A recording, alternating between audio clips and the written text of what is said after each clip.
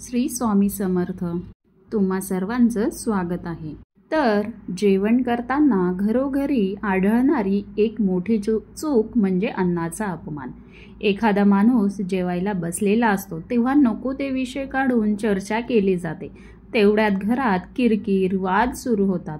पती, पत्नी, मुले किंवा कुणीतरी पाहुण्यांपैकी अचानक नको ते विषय काढतात. शब्दाला शब्द वाढत जातात. भांडणे सुरू होतात व कुणीतरी रागाने जेवणावरून उठून जातो. मग अन्न तसेच राहते. अन्नाचा म्हणजेच अन्नपूर्णेचा अपमान होतो. नंतर घराण्याला उतरती कळा लागते. घरचा कर्ता पुरुष अथवा स्त्री जेवायला बसले असताना त्यांना घरातील कोणत्याही अडचणी सांगू नका. त्यांना शांतपणाने 4 घास खाऊ द्या. शत्रू जरी काही खात पित असेल, जेवत असेल तर त्याला सुखाने खाऊ द्या. काहीही बोलू नका. अन्नावरून रागाने उठणारी व्यक्ती अथवा त्याला तसे करण्यास भाग पाडणारा कुणीही असो, दोघांनाही अन्नाचा शाप लागतो. एखाद्याच्या तोंडाचा घास काढून घेणे हे शापाला आमंत्रण देण्यासारखे असते. मतभेद वगैरे असतील तर नंतरही त्यावर बोलता येते, पण समोर अन्न असताना चुकूनही तोंडातून अपशब्द काढू नये. तसेच कुणाला कोणताच सल्लाही देऊ नये. घर असो वा हॉटेल, लग्न, मुंजीचा कार्यक्रम अथवा कोणताही समारंभ असो, लोकांनी शांत मनाने जेवण केले तरच तो आशीर्वाद ठरतो.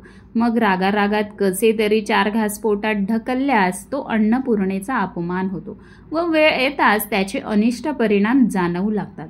यासाठी जेवणापूर्वी ताटाभोवती पाने फिरवून चित्रावाती ठेवतात. काहीशी ते ज्ञात अज्ञात जीवासाठी काढून ठेवण्यासाठी प्रथा आहे. मंगल कार्याच्या वेळी ताटाभोवती रांगोळी काढली जाते. अन्नपूर्णा देवी प्रसन्न राहावी, संपूर्ण कुटुंबाचे रक्षण व्हावे, घर धन धान्याने भरलेले असावे, सर्वांची भरभराट व्हावी हा त्या मागील हेतू असतो. अन्न शिजवणारी अथवा वाढणारी किंवा हॉटेलात सप्लाय करणारे हातात अन्न असताना असणारी कोणतीही व्यक्ती असो, त्याचे चांगले वाईट विचार हातात धरलेल्या अन्नात उतरतात. त्यासाठी मन शांत नसताना अथवा राग, रुसवे तसेच मन प्रक्षुब्ध असेल तर शक्यतो खाणे पिणे करू नये. मनुष्य प्राणी राबतो पोटासाठीच, पण ते अन्न जर तुम्ही शांतपणे खात नसाल तर त्या राबण्याचा उपयोग काय? अन्नाच्या नासाडीने अन्नपूर्णेचा अपमान होत असेल तर त्याचे अनेक दोष निर्माण होतात व ते पुढे त्रासदायक ठरतात. हे दोष दूर व्हावेत यासाठी पंचमहायज्ञ रोज करावा. ज्योतिषशास्त्रात सांगितले आहे, अतिथी देवो भव ही म्हणही त्यासाठीच वापरतात.